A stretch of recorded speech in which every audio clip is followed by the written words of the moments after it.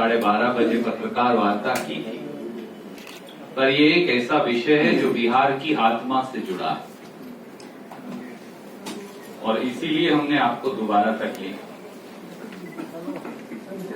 नीतीश राज ने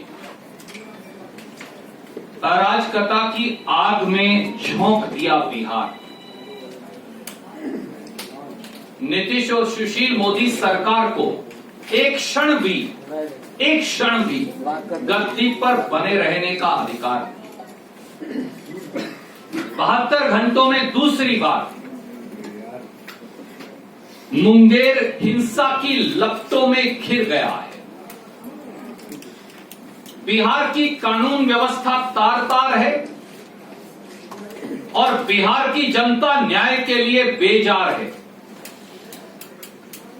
पुलिस और प्रशासन जदयू और भाजपा का पिट्ठू बन गया है। 72 घंटे से मुंगेर की जनता न्याय की गुहार लगाती रही। शासन द्वारा उन पर बर्बरता की जाती रही। नतीजा ये